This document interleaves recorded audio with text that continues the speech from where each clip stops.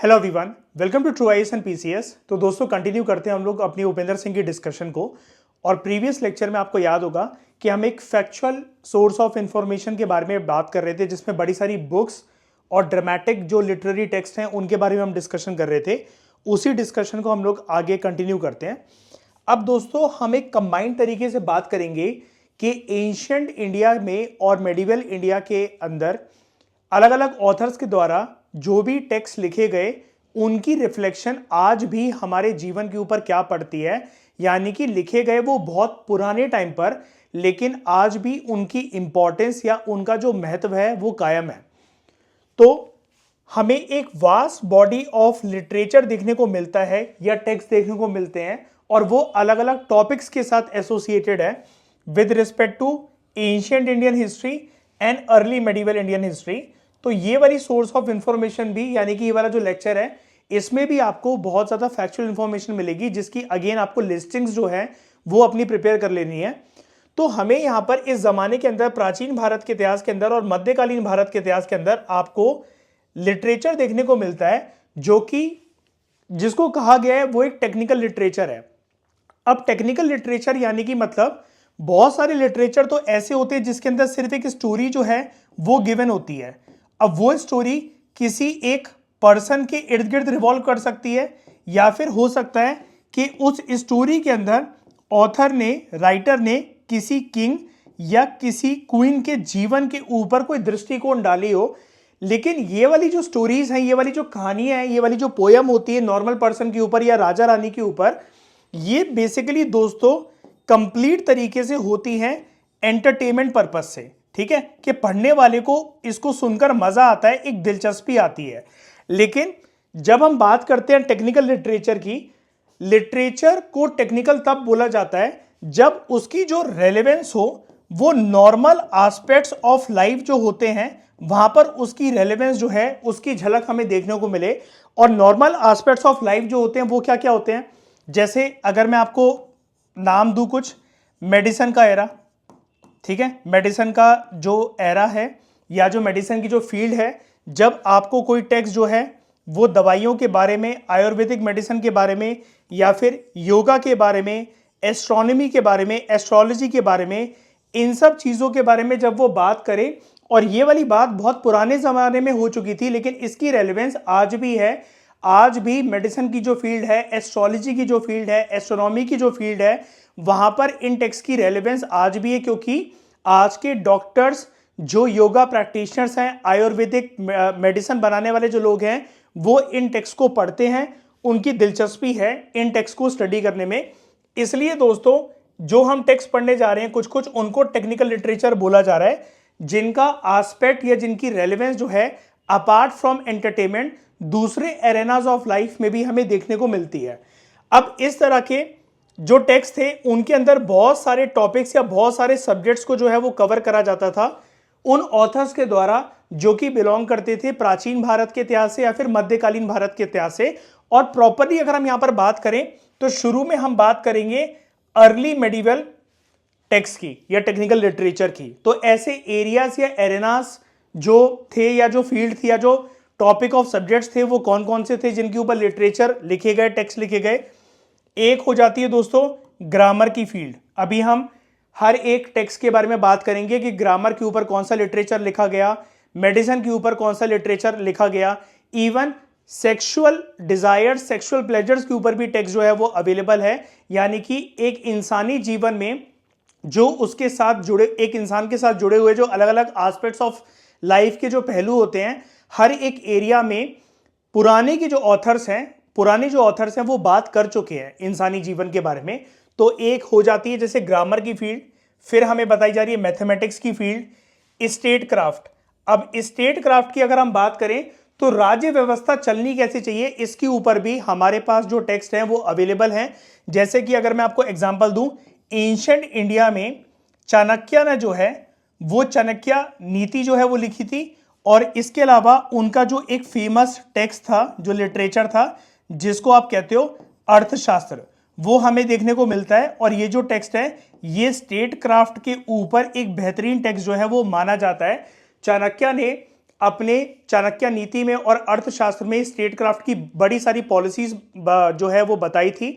जैसे कल के लेक्चर में हम लोग दोस्तों जो बात कर रहे थे प्रीवियस लेक्चर के अंदर कि चाणक्य ने कुछ मैन्यूवर्स का इस्तेमाल करा था जिससे वो राक्षस के ऊपर कंट्रोल पा सके। राक्षस कौन? नंदास का मिनिस्टर। जैसे चाणक्य जो खुद थे, जो विष्णुगुप्त थे, जिनको आप कौटिल्य के नाम से भी जानते हो, वो चंद्रगुप्त मौर्य के मिनिस्टर थे। तो ऐसी नंदास का एक इंपॉर्टेंट मिनिस्टर जो था वो था राक्षस। तो चाणक्य ने, आपने ध्यान दिया होगा प्रीवियस लेक्चर में, चाणक्य ने उससे लड़ने की बात नहीं करी थी। चाणक्य ने साम दाम दंड भेद, इस राजनीति कूटनीति की बात करी थी कि क्या हम साइकोलॉजी अपनाकर नंदास के उस मिनिस्टर को अपनी साइड कर सकते हैं। तो स्टेट क्राफ्ट की ऐसी जो बातें हैं कि एक जो स्टेट है वो एक्सपेंशनिस्ट पॉलिसी कैसे अपना सकता है, अपना जो दायरा है, अपना जो वर्चस्व है उसको कैसे फैला सकता है, दुश्मनों का दिल कैसे जीता जा सकता है, लोगों को अपनी साइड कैसे करा जा सकता है, प्रजा को खुश कैसे रखा जा सकता है, राजा का या रानी का दायित्व जो उनका कर्तव्य है वो क्या होना चाहिए। तो इस टॉपिक के ऊपर भी, स्टेट क्राफ्ट के ऊपर भी हमारे पास बहुत सारे टेक्स्ट अवेलेबल हैं जो कि एंशिएंट इंडिया में लिखे गए और मेडिवल इंडिया में लिखे गए। तो चाणक्य का जो अर्थशास्त्र या चाणक्य नीति की जो मैं बात कर रहा हूं वो तो सिर्फ एक सिंगल टेक्स्ट का एग्जांपल है दोस्तों with respect to statecraft. लेकिन statecraft as a topic, as a subject matter के ऊपर आपको और ज्यादा टेक्स्ट जो है वो देखने को मिल जाते हैं। इसके अलावा और जो सब्जेक्ट मैटर है वो क्या है? एस्ट्रोनॉमी। ठीक है। फिर बात अगर हम करें तो मेडिसिन के ऊपर, अभी मैं इन सारे टेक्स्ट के आपको हर एक जो सब्जेक्ट है, अभी तो एक वास्ट एक टॉपिक चल रहा है, एक अम्ब्रेला टर्म बताए जा रहे हैं। ग्रामर के ऊपर, स्टेट क्राफ्ट के ऊपर, एस्ट्रोनॉमी के ऊपर, मेडिसिन के ऊपर क्या क्या टेक्स्ट लिखे गए, अभी हम इनके बहुत बेहतरीन एग्जांपल्स जो हैं वो पढ़ेंगे। आर्किटेक्चर के ऊपर जो है वो टेक्स्ट या लिटरेचर हमें देखने को मिलता है। पोएटिक्स जो है ये तो हमने प्रीवियस लेक्चर में भी कवर करा। ड्रामाटर्जी यानी कि जो ड्रामेटिक लिटरेचर होता है, जिसको हमने प्रीवियस लेक्चर में जाना था कि ड्रामास जो हैं वो भी एक इंपॉर्टेंट लिटरेरी सोर्स जो थे वो माने गए। इसके अलावा कुछ फिलोसफिकल टेक्स्ट जो हैं वो हमें देखने को मिलते हैं। तो ये 9 एरियाज को दोस्तों आप लोग याद रखना: grammar, mathematics, state craft, astronomy, medicine, architecture, poetics, dramaturgy, या इसको आप ड्रामेटिक टेक्स्ट भी कह सकते हो, और फिलोसफिकल टेक्स्ट। ठीक है। ये भर भर के लिखे गए इंडियन ऑथर्स के द्वारा प्राचीन भारत में और मध्यकालीन भारत में। अब हम कुछ जेन्युइन एग्जाम्पल डिस्कस करते हैं कि ये तो 9 हो गए सब्जेक्ट मैटर, इनके ऊपर कुछ एग्जाम्पल्स जो हैं वो हमें याद करने पड़ेंगे with respect to prelims examination, जो वनडे एग्जाम्स जो होते हैं एमसीक्यू वाले, उसके बेसिस पर अब हमें कुछ जो फैक्चुअल इंफॉर्मेशन है वो याद करनी पड़ेगी। तो अगर हम सबसे पहले दोस्तों बात करें कुछ ग्रामेटिकल टेक्स्ट की, जो ग्रामर के ऊपर जो लिखे गए, उनमें एक फेमस जो टेक्स्ट जो प्रचलित हुआ वो हुआ, पनिनी ने लिखा था अष्टध्यायी। पनिनी एक ऑथर थे, तो इन्होंने अपना एक ग्रामेटिकल जो टेक्स्ट है वो लिखा, ग्रामर के बारे में एक टेक्स्ट लिखा जिसका नाम था अष्टध्यायी। ठीक है। इसके बारे में आपने एनसीईआरटी में भी पढ़ा होगा या एटलीस्ट कहीं ना कहीं सुना होगा। उसके अलावा अगर हम बात करें, एक और ग्रामेटिकल टेक्स्ट जिसके बारे में बात करी जाती है वो है पतंजलि का महाभाष्य। ठीक है, पतंजलि का महाभाष्य टेक्स्ट। फिर अगर हम स्टेट क्राफ्ट के ऊपर बात करें तो जैसा कि मैंने आपको अभी बताया, कौटिल्य का या चाणक्य का जो स्टेट क्राफ्ट के ऊपर जो वर्क था उसका नाम था अर्थशास्त्र। ठीक है। और जो कौटिल्य थे वो मौर्यन एम्पायर के साथ बिलोंग करते थे, एसोसिएटेड थे। चंद्रगुप्त मौर्य जो थे, founder of the Mauryan empire, उनके इंपॉर्टेंट मिनिस्टर ये जो थे। ठीक है। फिर आर्यभट्ट का जो एक टेक्स्ट है जिसका नाम है आर्यभाटिया, और वराहमिहिर का जो एक टेक्स्ट है जिसका नाम है भृत संहिता, ये इंपॉर्टेंट टेक्स्ट है on the subject matter of astronomy. ठीक है। एस्ट्रोनॉमिकल टेक्स्ट जो है वो इनको बोला जाता है। कुछ और टेक्निकल ट्रिटाइसिस की, या फिर अगर हम लोग टेक्स्ट की बात करें या लिटरेचर की बात करें, और टेक्निकल क्यों, मैंने अभी आपको प्रीवियस स्लाइड के अंदर बताया कि ये वाले जो सब्जेक्ट मैटर्स हैं यहां पर एंटरटेनमेंट के पर्पज से नहीं लिखा जा रहा इन सारे टेक्स्ट को। अब मैथमेटिक्स या ग्रामर या स्टेट क्राफ्ट को आप एंटरटेनमेंट थोड़ी ना कहोगे, इसकी एक रेलेवेंस है, और वो रेलेवेंस आज तक जिस जमाने में लिखे गए थे ये टेक्स्ट, प्राचीन भारत के इतिहास में, मध्यकालीन भारत के इतिहास में, वहां से लेकर आज तक खिंचते हुए चले आ रहे हैं, और इसकी रेलेवेंस आज भी हमारे जीवन पर है। ठीक है। तो अगर हम इन सब्जेक्ट मैटर के अलावा कुछ और सब्जेक्ट मैटर की बात करें और उन टेक्स्ट के नाम दें, तो कुछ टेक्निकल टेक्स्ट हमें जो देखने को मिलते हैं वो है ड्रामा के ऊपर और परफॉर्मिंग आर्ट्स के ऊपर एक जो फेमस टेक्स्ट जो लिखा गया वो था नाट्य शास्त्र। इसके अंदर आपको डांस की, ड्रामा की जो अलग अलग झलक होती है और जो मुद्राएं जो डिस्कस होती हैं वो आपको इसके अंदर जानने को मिल जाता है। फिर जो मैं आपसे बात कर रहा था on the topic of sex, sexual pleasures या सेक्सुअल डिजायर के ऊपर जो टेक्स्ट लिखा गया उसका नाम था कामा सूत्र। ठीक है, ये जो टेक्स्ट था it is associated with sensual pleasure, ठीक है, या सेक्सुअल डिजायर्स।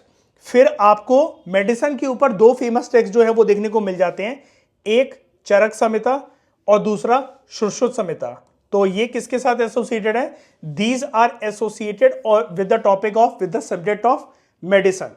फिर आर्किटेक्चर या मूर्ति के ऊपर, स्कल्पचर के ऊपर, ठीक है, कोई भी जो एक ढांचा या एक नमूना अगर हमें तैयार करना है किसी बिल्डिंग का, उसके ऊपर जो प्रॉपर तरीके से जो एक टेक्स्ट लिखा गया उसका नाम था शिल्प शास्त्र। ठीक है, ये भी आपको याद रखना है। तो यहां पर जो है इन टेक्स्ट के अंदर जो ऑथर्स हैं, अगर आप इन टेक्स्ट को पढ़ोगे, हिस्टोरियंस हमें ये बताते हैं कि इन टेक्स्ट को हमें पढ़कर ये पता लगता है कि ऑथर्स की अंडरस्टैंडिंग या उनकी वास्ट नॉलेज कितनी ज्यादा अच्छी थी, कि इन टेक्स्ट को पढ़ के हमें समझ में आता है कि ऐसी बातें आजकल के भी इंजीनियर्स और जो डॉक्टर्स हैं, जबकि विज्ञान जो है, आर्किटेक्चर की जो फील्ड है या मेडिसिन की जो फील्ड है इतनी आगे पहुंच गई, लेकिन फिर आज मतलब उसके बावजूद भी आज भी बहुत सारे लोग इतनी डेप्थ लेवल में जाकर इतनी प्रिसाइज तरीके से ये वाली बातें नहीं कर सकते हैं जो कि प्राचीन भारत और मध्यकालीन भारत में ऑथर्स ने कर डाली थी। तो हिस्टोरियंस हमें बताते हैं कि यहां पर हमें ऑथर्स का एक्सपर्टीज, उनका एक्सपीरियंस, उनकी नॉलेज वो तो देखने को मिलती ही मिलती है जिस भी सब्जेक्ट मैटर के ऊपर उन्होंने ये सारे जो टेक्स्ट लिखे, लेकिन इसके अलावा ये जो टेक्स्ट है ये एक यूजफुल हिस्टोरिकल इंफॉर्मेशन के तौर पर भी पढ़े जा सकते हैं, यूज करे जा सकते हैं। ये वाली बात दोस्तों आप याद रखना, ठीक है। तो ये कुछ हो गए फैक्चुअल इंफॉर्मेशन वाले कुछ बुक्स, ठीक है, उनके ऑथर के नाम जो आपको याद रखने हैं। अब क्या होता है दोस्तों, हमें राइटर यहां पर आगे ये बता रहे हैं कि कुछ फिलोसफिकल टेक्स्ट जो हैं वो भी लिखे गए जो कि फिलोसफिकल आइडियोलॉजीज के साथ, फिलोसफिकल डिबेट्स एंड डिस्कशंस के साथ एसोसिएटेड थे। अब फिलोसफिकल आइडियाज या फिलोसफिकल डिबेट्स एंड डिस्कशन दोस्तों क्या होते हैं, जैसा कि मैं अगर आपसे पूछूं प्यार क्या है, नफरत क्या है, तो ये कोई एक आंसर देने वाली चीज नहीं है। ये एक ऐसे टॉपिक है जहां पर मल्टीपल लोगों के बहुत सारे ओपिनियन हो सकते हैं और एंडलेस डिस्कशन इन चीजों के ऊपर चल सकती है।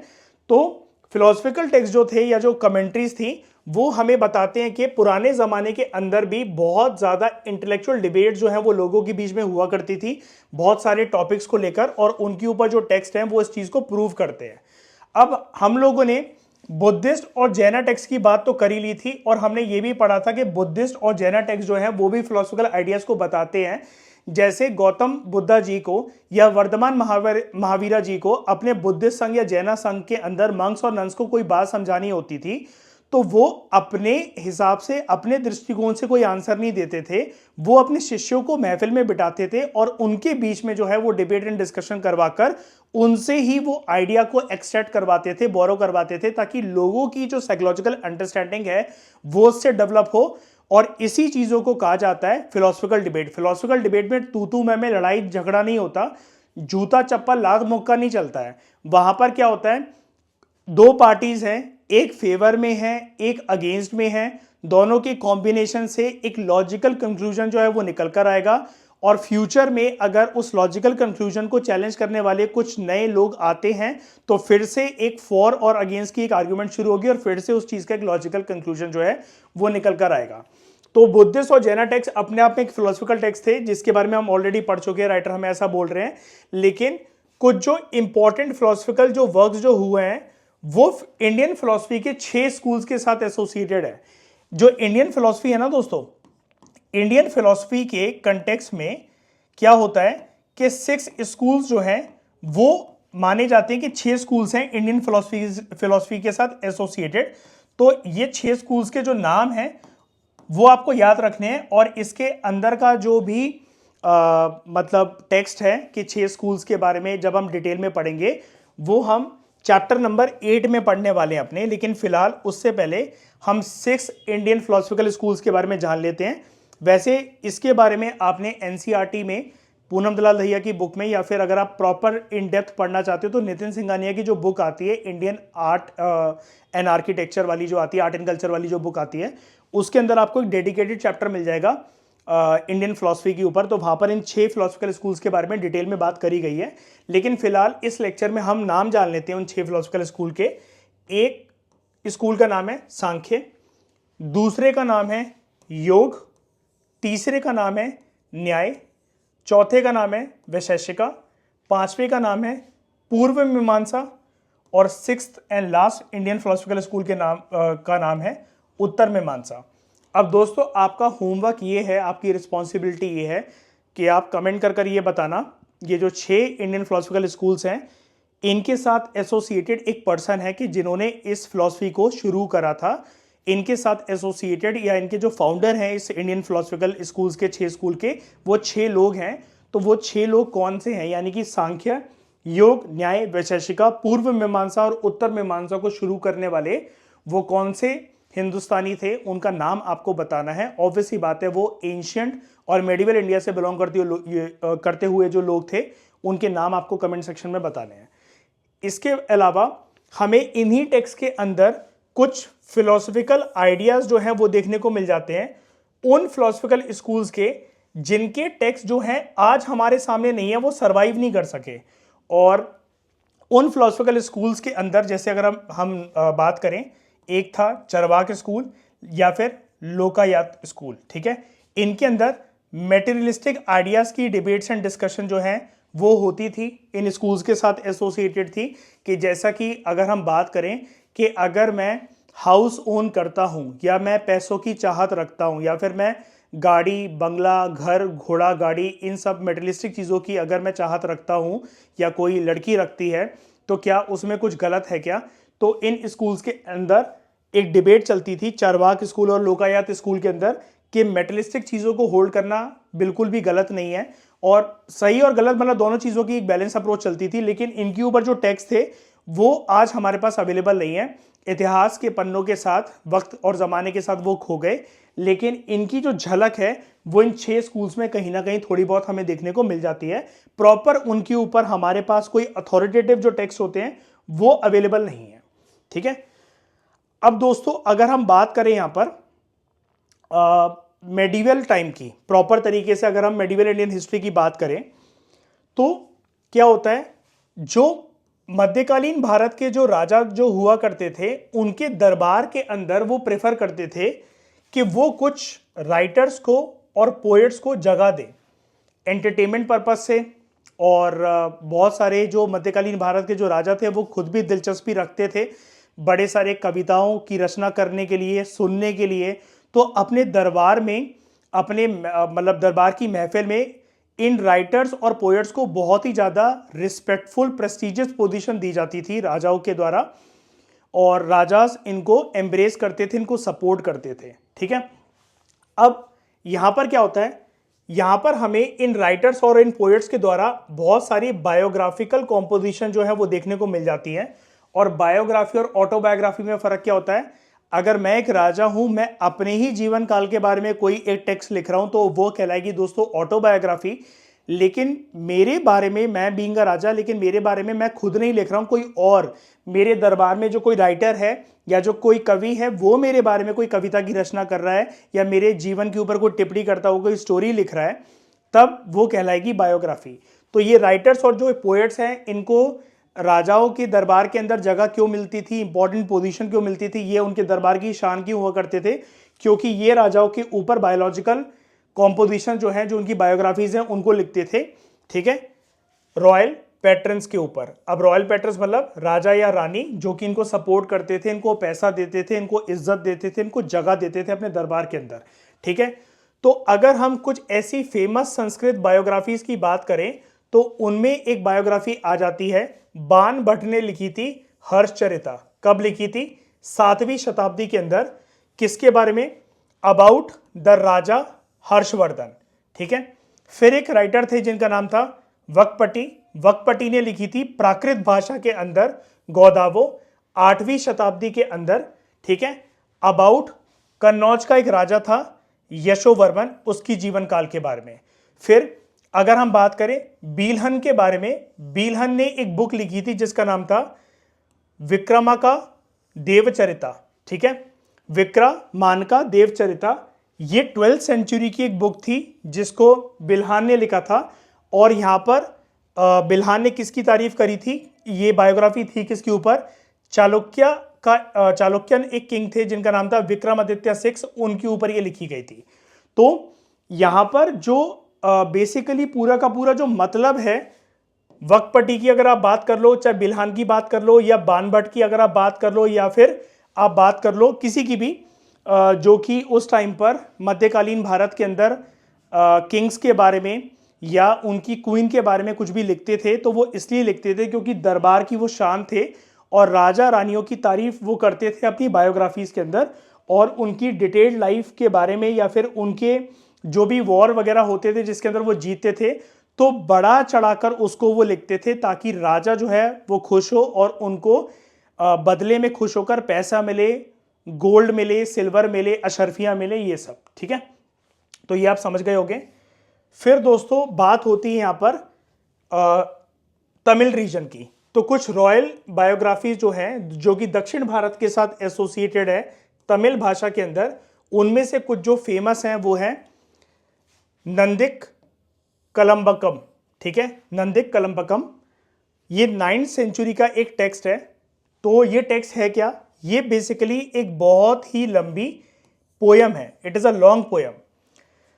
अब लंबी पोयम है तो यहां पर क्या है, सीरीज ऑफ इवेंट्स जो हैं वो दर्शाए गए हैं।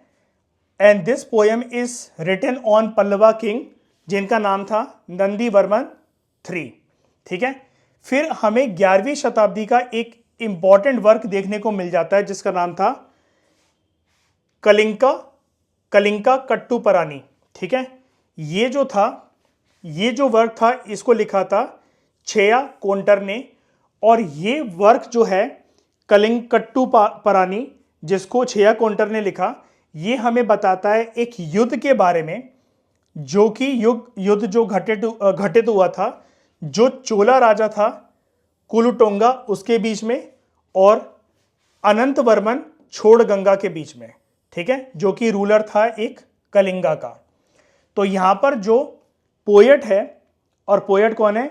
छेया कोंटर, वो डिस्क्राइब करते हैं, तारीफ करी जाती है यहां पर चोला राजा की। ठीक है, उनकी हीरोइज्म की, उनकी हीरोइक डीड्स की। जैसा कि मैं अभी आपको बता रहा था, बड़ा चढ़ाकर यहां पर राजा के बारे में बात करी जाती थी ताकि जो पोएट हैं, जो पोएटेसेस हैं, वैसे फीमेल्स तो कमी होती थी नाम मात्र के बराबर, लेकिन होती थी कुछ कुछ किसी किसी दरबार में। बेसिकली जो राइटर्स हैं और जो पोएट्स हैं वो दरबार की शान बने रहे और उनको राजा खुश होकर बहुत सारा प्रॉफिट दे, घर दे, सोना दे और गोल्ड वगैरह, ये सब सिल्वर वगैरह दे। ठीक है, तो यहां पर चोला किंग की इसने तारीफ करी अपनी पोयम के अंदर और उसके आर्मी कमांडर की भी तारीफ करी। तो इस वॉर को यहां पर पोयम के माध्यम से ऐसा दिखाया छेया कोंटर ने, कौन सी पोयम के अंदर? कलिंग कट्टुपरानी के अंदर, कि ये एक तरीके से जैसे हम महाभारत को कहते हैं ना एक धर्म युद्ध, तो इसने दिखाया कि जो ये वॉर हुआ था चोला राजा कुलुटोंगा और अनंत वर्मन छोड़गंगा जो कि कलिंग का रूलर था, इनके बीच में, जिसमें चोला राजा जीता, यानी कि जो चोला राजा था कुलुटोंगा वो जीता। तो इसको यहां पर छेया कोंटर कुछ ऐसा दिखाता है कि ये जो युद्ध था ये एक डिवाइन कन्फ्लिक्ट था। ठीक है, क्योंकि यहां पर सच्चाई और बुराई के बीच में युद्ध चला था जिसमें सच्चाई जीत गई। यानी कि ये कह रहा है कि चोला राजा का जीतना यानी कि सच्चाई की विजय होना और बुराइयों की हार होना, पराजय होना। ठीक है, फिर अगर हम बात करें, एक संस्कृत वर्क है जो कि डबल मीनिंग का एक वर्क माना जाता है। डबल मीनिंग क्यों, मैं अभी आपको बताता हूं। वर्क का नाम पहले आप सुन लो, लिटरेचर का नाम आप सुन लो, उसका नाम है रामचरिता। तो नाम से ही पता लग रहा है कि ये भगवान श्री राम के ऊपर, लॉर्ड राम के ऊपर कोई ना कोई ये वर्क होगा। जी हाँ, बिल्कुल है। लेकिन उससे पहले आप ये समझो कि ये रामचरिता को लिखा किसने, जो कि एक संस्कृत वर्क था। इसके राइटर का नाम था संध्याकर नंदी। संध्याकर नंदी ने रामचरित की रचना करी। एक वर्क था बेसिकली, ये एक संस्कृत वर्क था, लेकिन यहाँ पर हमें दो मीनिंग देखने को मिलते हैं। यहाँ पर पूरी बात रामायण की या फिर भगवान श्री राम के ऊपर नहीं है। इस वर्क में क्या होता है, साइमल्टेनियसली इस लिटरेचर के अंदर इस टेक्स्ट को अगर आप पढ़ोगे तो साइमल्टेनियसली आपको दो कहानियां पैरेलली नजर आएंगी एक सिंगल बुक के अंदर। एक तो रामायण की कहानी which is associated properly with भगवान श्री राम, ठीक है, सीता माता, लक्ष्मण जी, हनुमान जी वो, और उसके अलावा रामपाल के ऊपर भी बात करी गई है, ठीक है, इस वर्क के अंदर रामपाल के ऊपर भी बात करी गई है। तो अब हम ये जानते हैं कि ये जो रामपाल है ये था कौन। ये 11वीं या 12वीं शताब्दी का, हिस्टोरियंस की इसके ऊपर डिबेट है, वो प्रॉपर जो इसकी सेंचुरी है वो नहीं जानते हैं। ये 11वीं या 12वीं शताब्दी का एक राजा था बंगाल का। तो रामपाल और भगवान श्री राम की कहानी पैरेलली इस रामचरित किताब के अंदर हमें देखने को मिलती है। फिर 12th सेंचुरी का दोस्तों एक वर्क था, ठीक है, जिसका नाम था कुमारपाल चरिता, ठीक है, इसको लिखा था हेमचंद्र ने, और ये एक लंबी पोयम है। कौन सी भाषा के अंदर लिखी गई है ये लंबी पोयम? संस्कृत के अंदर भी है ये, और ये प्राकृत के अंदर भी है, ठीक है। यहां पर हमें स्टोरी जो है देखने को मिलती है वो चालुक्य राजा की देखने को मिलती है, जो कि गुजरात के चालुक्यन रूलर्स थे उनके ऊपर। और साइमल्टेनियसली यहां पर ये जो टेक्स्ट है जिसका नाम है कुमारपाल चरिता, राजाओं की कहानी जो है, चालुक्य राजा की जो कहानी जो कि गुजरात में रूल करते थे उनके ऊपर तो है ही है, लेकिन साइमल्टेनियसली यहां पर हमें संस्कृत और प्राकृत भाषा के जो ग्रामेटिकल रूल्स हैं, जो ग्रामर है, ग्रामर को यूज करने वाले जो रूल्स हैं संस्कृत के और प्राकृत के, वो भी देखने को मिल जाते हैं। फिर एक बुक है जिसका नाम है पृथ्वीराज रसो, इसको लिखा गया था चांद बरदाई के द्वारा। ये सारे के सारे दोस्तों जो हम टेक्स्ट जो पढ़ रहे हैं ये ज्यादातर एसोसिएटेड है मध्यकालीन भारत के साथ, ठीक है, क्योंकि आप इतना समझ जाओ कि जहां पर भी आपको टर्म देखने को मिले BCE या फिर BC, तो वो होता है एंशिएंट इंडियन टेक्स्ट, लेकिन जिसके भी आगे लिखा हो CE या फिर AD तो वो होता है मेडिवल इंडियन टेक्स्ट या फिर मॉडर्न इंडिया का टेक्स्ट। लेकिन अभी हम मॉडर्न इंडिया की बात नहीं कर रहे हैं, ये बुक आप जानते हो उपेंद्र सिंह प्राचीन भारत और मध्यकालीन भारत के बारे में, ठीक है। तो पृथ्वीराज रसो की रचना करी थी चांद बरदाई ने। ये एक एपिक पोयम है जो कि ब्रज भाषा के अंदर लिखी गई है, और यहां पर जो है पूरी की पूरी जो कहानी है वो राजपूत राजा जो थे पृथ्वीराज चौहान उनके ऊपर लिखी गई है, ठीक है। फिर अगर हम बात करें तो हमें दिल्ली सल्तनत के टाइम पर, दिल्ली सल्तनत के टाइम पीरियड में आपको 11वीं सेंचुरी में जब दिल्ली सल्तनत की स्थापना हुई, वहां पर आपको उनके दरबार के अंदर भी बड़े सारे ऐसे जो कवि हैं, जो राइटर्स हैं वो देखने को मिल जाएंगे, जिनको दिल्ली सल्तनत के अलग अलग रूलर्स जो थे वो अपने दरबार में जगह देते थे। और उस टाइम पर ज्यादातर जो लिखे जाते थे वो लिखे जाते थे क्रॉनिकल्स, या जो बायोग्राफीज लिखी जाती थी वो पर्शियन भाषा के अंदर लिखी जाती थी, और उनके अंदर हमें हिस्ट्री देखने को मिलती है बड़ी सारी डायनेस्टीज की। दिल्ली सल्तनत को याद रखने का जो तरीका है, मैंने अभी आपको जो PMFIS की हमारी मॉडर्न इंडिया की सीरीज चल रही है वहां पर भी आपको एक एब्रीविएशन बताई थी, मैं आप सबको भी बता देता हूं। उसको याद रखने का तरीका होता है सख्त सल, SKTSL। अब यहां पर पहले S का मतलब क्या है? पहले S का मतलब है स्लेव डायनेस्टी। ये ऑर्डर है, मतलब दिल्ली सल्तनत कोई एक फैमिली या कोई एक परिवार नहीं था, उसके अंदर बड़ी सारी डायनेस्टीज आती हैं। पहले स्लेव डायनेस्टी, फिर खिलजी डायनेस्टी, तीसरी तुगलक, फिर सैयद, और लास्ट है लोधी। और लोधी डायनेस्टी में जो लास्ट रूलर होता है वो कौन होता है? वो होता है दोस्तों इब्राहिम लोधी, जो कि युद्ध में मारा जाता है बाबर के द्वारा 1526 में, और वहां से जो शुरुआत होती है हमारी वो मुगल एम्पायर की शुरुआत हो जाती है। तो ये छोटी सी इंफॉर्मेशन आप याद रखना, ठीक है। तो 11वीं सेंचुरी के अंदर दिल्ली सल्तनत के कार्यकाल में हमें बड़े सारे जो क्रॉनिकल्स हैं, जो बायोग्राफीज हैं, जो हिस्ट्रीज हैं वो देखने को मिलती हैं अलग अलग डायनेस्टीज की। तो जो अलग अलग यहाँ पर डायनेस्टीज की बात हो रही है वो इसलिए हो रही है क्योंकि एक परिवार से नहीं बनी हुई थी दिल्ली सल्तनत। दिल्ली सल्तनत तो हम कह देते हैं उन मुसलमान शासक के रूल को जो कि बाहर से आए थे इंडिया में रूल करने 11वीं शताब्दी के अंदर, लेकिन it is composed of slave, Khilji, Tughlaq, Syed and Lodhi's, and last Lodhi was Ibrahim Lodhi, जो कि बाबर के द्वारा मारा गया था 1526 में in the first battle of Panipat. ये वाली बात आप याद रखना। और इस टाइम पर दिल्ली सल्तनत के टाइम पर जितनी भी बायोग्राफीज हमें देखने को मिलती हैं वो पर्शियन भाषा के अंदर जो है हमें देखने को मिलती हैं।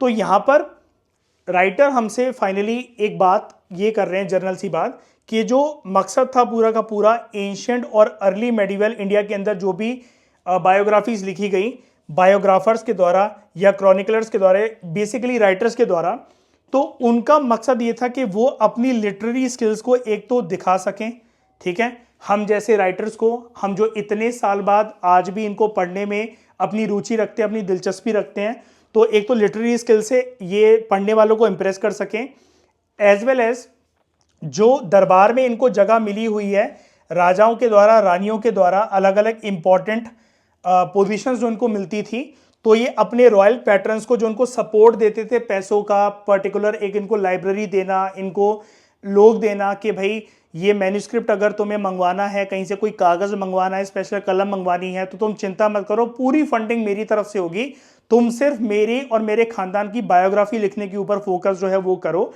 तो ऐसे राजाओं को ये फ्लैटर भी कर सके, ये इंप्रेस भी कर सके, उनकी बटरिंग कर सकें, ठीक है। तो यहां पर एक और इंपॉर्टेंट बात है जो कि मैं आपको प्रीवियस लेक्चर में बता रहा था, राइटर्स यहां पर कभी भी, चाहे वो मध्यकालीन भारत के हों या फिर प्राचीन भारत के हों, कभी भी जो राइटर हैं वो लोगों के, वो अपने लिए जो है कोई भी कहानी या कोई भी किसी पोयम की रचना नहीं कर रहे हैं, वो एक पर्टिकुलर वक्त और ज़माने के हालातों को भी दर्शाते हैं। और कभी कभार अगर उनको राजा की बुराइयां करनी होती थी या उनके खानदान की बुराइयां करनी होती थी, तो वो बहुत अच्छी लाइनों का इस्तेमाल करते थे, जहां पर वो उन लाइनों के माध्यम से पोयम की, या जो अगर वो बुक लिख रहे हैं तो वो ऐसी लाइन्स का इस्तेमाल करते थे जहां पर वो राजा को टॉन्ट मार सकें, अगर उनको कोई बात अगर हाईलाइट करनी है। तो यहाँ पर जो बायोग्राफर थे और जो क्रॉनिकलर्स थे, उनके हमें मोटिव, पर्सपेक्टिव और ऑडियंस का ख्याल रखते हुए जो टेक्स्ट हैं वो देखने को हमें मिलते थे, जो कि हमारे लिए एक इंपॉर्टेंट सोर्स ऑफ हिस्ट्री का वर्क जो है वो हो जाते हैं, क्योंकि आज भी हम इनको पढ़ते हैं ताकि उस जमाने के हम सोशल कंटेक्स्ट को, इकोनॉमिक कंटेक्स्ट को, as well as political context को समझ सकें। और वो कैसे समझ सकते हैं हम? इन्हीं राइटर्स, इन्हीं ऑथर्स, इन्हीं पोएट एंड पोएटिसेस के वर्क के थ्रू। अब बीच में दोस्तों यहाँ पर एक ही बॉक्स है, बार्नबर्ट एंड हिज रॉयल बायोग्राफी, इसको हम बाद में कवर करेंगे, लेकिन पहले जो हमारा टॉपिक चल रहा है उसको हम कवर कर लेते हैं। एक आखिरी पैराग्राफ रह गया है दोस्तों। जब भी हमें ना कश्मीर की हिस्ट्री को समझना होता है, एक बात आप याद रखना, तो हमारे पास सोर्स जो है वो बहुत कम है कश्मीर की हिस्ट्री को समझने के ऊपर, कश्मीर के जो राजा हैं उनको समझने के ऊपर। ये वाली बात मैंने आपको एनसीईआरटी में भी बताई थी जब हम उसकी डिस्कशन कर रहे थे फाउंडेशन कोर्स में, एज वेल एज पूनम दलाल दहिया की बुक में भी मैंने आपको ये वाली चीज़ समझाई थी। लेकिन अगर हमें कश्मीर की हिस्ट्री को या कश्मीर के राजाओं की हिस्ट्री को अगर अच्छे तरीके से समझना है, तो एक इंपॉर्टेंट सोर्स हमारे पास जो है, जो काफ़ी रिलायबल माना जाता है, दैट इज कल्हान। एक राइटर था, उसकी एक बुक है राजतरंगिनी, ठीक है। और राजतरंगिनी का मतलब होता है रिवर ऑफ किंग्स। ये 12वीं शताब्दी का एक टेक्स्ट है, यानी कि मध्यकालीन भारत के साथ ही एसोसिएटेड है, और ये संस्कृत के अंदर लिखा गया था कल्हान के द्वारा। यहां पर हमें कश्मीर के जो राजा थे उनके बारे में, उनकी हिस्ट्रीज जो है वो देखने को मिलती है, वो जानने को मिलती है, जिसको कल्हान ने काफी इंपॉर्टेंट तरीके से हाईलाइट करा हुआ है with respect to 12th century. अब कल्हान की अगर हम थोड़ी सी बात करें, कल्हान के बारे में उपेंद्र सिंह के अलावा आपको कहीं भी इसका जो बैकग्राउंड है वो देखने को नहीं मिलेगा, लेकिन राइटर ने यहाँ पर, उपेंद्र सिंह की इतनी डिटेल्ड बुक है हिस्ट्री की, इतनी अच्छी डिस्कशन के साथ, इतने अच्छे टेक्स्ट के साथ ये बनाई गई है, तो कल्हान के बारे में 2-3 लाइनें जो हैं, उसका जो बैकग्राउंड है उसके बारे में भी यहाँ पर डिस्कशन आपको देखने को मिल जाती है।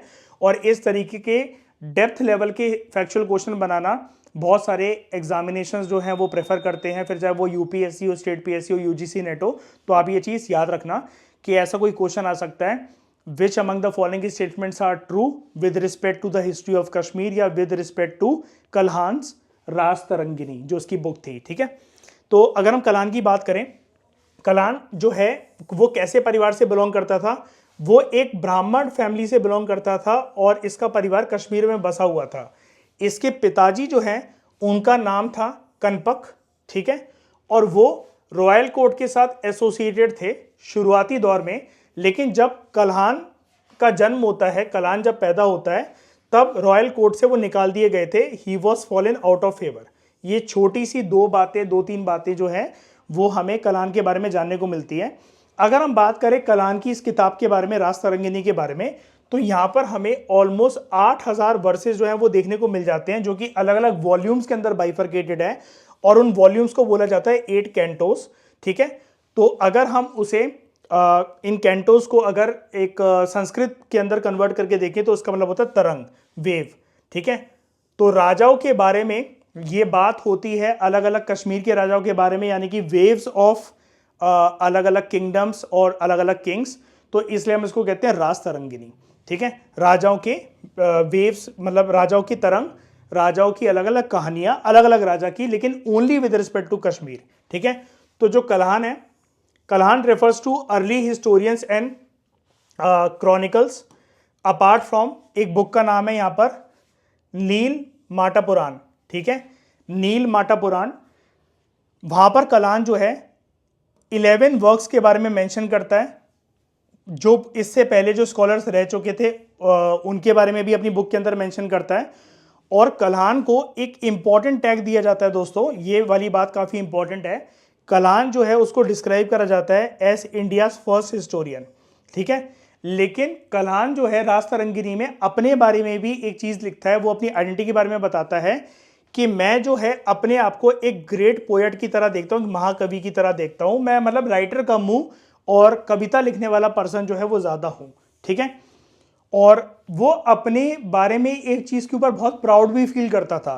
कहता है कि आप मुझे पास्ट के बारे में कोई भी चीज लिखने को दो, मैं उसको इस तरीके से पेश करूंगा कविता की फॉर्म में या फिर कोई भी टेक्स्ट की फॉर्म में कि आपको ऐसा लगेगा कि जो पास्ट है वो बहुत डिटेल्ड तरीके से आपके सामने जिंदा खड़ा हुआ है।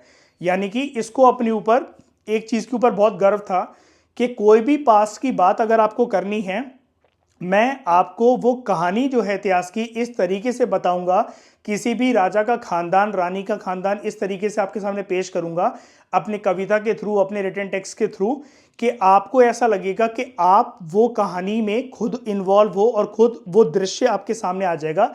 इस चीज के ऊपर ये राज तरंगिनी में अपने बारे में बहुत प्राउड फील करता है, और ये इंपॉर्टेंट चीज है कि ये अपने आप को एक महाकवि जो है वो समझता था। ठीक है, कल्हान। तो कश्मीर की हिस्ट्री के बारे में हमारे पास सिर्फ यही इंपॉर्टेंट सोर्स अवेलेबल है, कल्हान की राज तरंगिनी की बुक। ठीक है, जो कि 12th सेंचुरी के साथ एसोसिएटेड है। तो अब आखिरी पैराग्राफ इसका बचा हुआ है इस टॉपिक का, तो हम उसको भी डिस्कस कर लेते हैं। अब देखो क्या है, कुछ ऐसे भी एंशियंट टेक्सचुअल सोर्सेस हमारे सामने दोस्तों अवेलेबल हैं जिनको हम किसी एक सब्जेक्ट की कैटेगरी में क्लासिफाई नहीं कर सकते, यानी कि ना हम उसे बोल सकते हैं कि these texts are related with astronomy, astrology, medicine, grammar, mathematics, हम ऐसा उसको कुछ भी नहीं बोल सकते हैं। और ये काफ़ी ज़्यादा हिस्टोरियंस के द्वारा एक अनयूजुअल टेक्स्ट जो है वो माने गए हैं, क्योंकि ये किसी भी कैटेगरी के अंदर जो है वो फॉल ही नहीं करते हैं। अब ऐसा कौन सा टेक्स्ट है, तो एक संस्कृत वर्क है, ठीक है, जो कि एक इंपॉर्टेंट टॉपिक के ऊपर लिखा गया है। अब ये इस पैराग्राफ में ये वाली इंफॉर्मेशन बहुत यूनिक है और एक किसी भी एग्जाम के अंदर पूछी जा सकती है, क्योंकि किसी भी और सोर्स के अंदर आपको ये वाली जो जानकारी है वो नहीं मिलेगी। एग्रीकल्चर के ऊपर एक जो संस्कृत टेक्स्ट है वो यहां पर हमें देखने को मिलता है और उसका नाम था कृषि, कृषि मतलब एग्रीकल्चर, पराशरा। ठीक है, कृषि पराशर भी बोल सकते हो आप इसको, कृषि पराशरा भी बोल सकते हो। ये बंगाल के अंदर कंपोज करा गया था, कब से कब तक, 6 से लेकर 11th सेंचुरी के बीच में। ठीक है, तो जो अर्ली मेडिवल टेक्स्ट जो थे इस टाइम के, ठीक है, उसके मतलब अगर हम बात करें एग्रीकल्चर के रिस्पेक्ट में, हम बात कर रहे थे अभी कृषि पराशर की। इसके अलावा आपको 2 टेक्स्ट और देखने को मिल जाते हैं। अब जो कृषि पराशर है वो कहां से एसोसिएटेड है, उसको जनरली बोला गया है कि ये एक एग्रीकल्चर टेक्स्ट है, लेकिन ये एक अनयूजुअल टेक्स्ट है, संस्कृत का टेक्स्ट है, एंड इट वॉज कंपोज्ड इन बंगाल। लेकिन कुछ अर्ली मेडिवल टेक्स्ट जो हमें देखने को मिलते हैं, जो कि अगेन किसी कैटेगरी में क्लासिफाई नहीं हो पाते हैं, तो वो है, एक का नाम है दाकर बचन, ठीक है, और दूसरे का नाम है खानर बचन। ठीक है, दाकर बचन, खानर बचन, ये ओल्ड बंगाली के अंदर आपको देखने को मिलते हैं ये जो टेक्स्ट हैं। तो यहां पर क्या है, कुछ इंपॉर्टेंट बातें जो हैं विद रिस्पेक्ट टू एग्रीकल्चर या फिर खेती बाड़ी को किस तरीके से ट्रीट करना चाहिए, तो उसके ऊपर हमें एफोरिज्म या वाइज सेइंग देखने को मिलती है। अब वाइज सेइंग या एफोरिज्म दोस्तों क्या होता है, शॉर्ट फ्रेजेस होते हैं जिनका डेप्थ में मीनिंग होता है और हर जनरेशन के लोगों को वो समझाने के काम आते हैं। जैसे मैं आपके लिए ईजी करता हूँ इसको समझना। वाइज थिंग या अफोरिज्म का मतलब आप सिंपली ऐसे समझ सकते हो दोस्तों, जब हम कहते हैं ना कि बड़े बुजुर्ग ये वाली चीज़ कह गए हैं, ऐसे ही होना चाहिए, ऐसे ही हमें करना चाहिए। जैसे एक अगर मैं यहाँ पर आपको एग्जांपल दूं, जब आपकी फसल की कटाई हो गई है, अगर आप एक किसान परिवार से बिलोंग करते हो, फसल की कटाई हो गई है, तो हम जनरली क्या करते हैं कि उस हार्वेस्ट को सबसे पहले मंदिर पे जाके दोस्तों हम चढ़ाना प्रेफर करते हैं, भगवान के सामने जो रखना प्रेफर करते हैं कि भगवान जी थैंक यू, आपने इतनी अच्छी फसल हमें दी है, इसका उचित दाम जो है हमें बाजार के अंदर मिल सके, और पूरे साल जो है हमारी खेती बाड़ी जो है ऐसी फले फूले, उसके लिए हम आपको बहुत ज़्यादा शुक्रिया अदा करते हैं, और अगले साल भी हमें ऐसे ही जो एग्रीकल्चर प्रोडक्शन है, ऐसी एग्रीकल्चर जो हार्वेस्टिंग है वो आप हमें प्रदान करना है। ऐसा हम यूनिवर्स को, गॉड को थैंक यू बोलते हैं, ठीक है।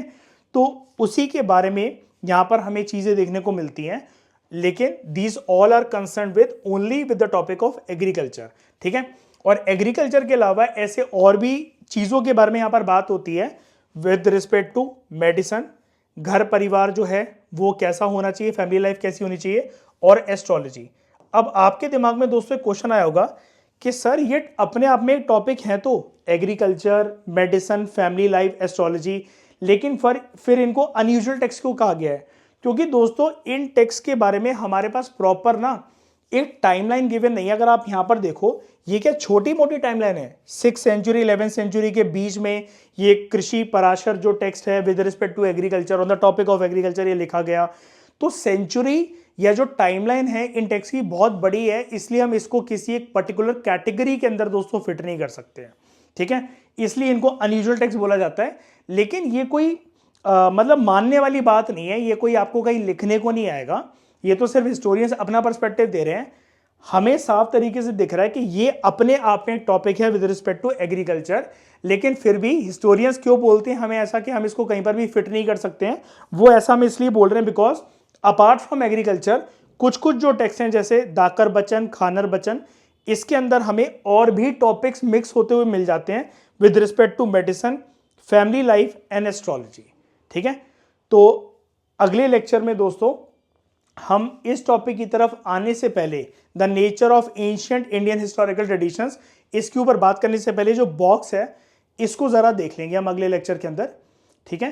And this box is associated with the topic जिसका नाम है Banabhatta and his royal biography, ठीक है। उसने कौन से राजा को खुश करने के लिए क्या लिखा था और उसके अंदर उसने क्या डिस्क्रिप्शन जो है वो दी है, इसको हम अगले लेक्चर में कवर कर लेंगे।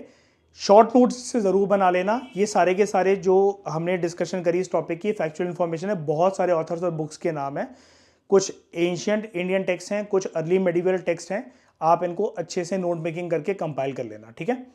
इस डिस्कशन में दोस्तों फिलहाल इतना ही। Thank you very much for discussion.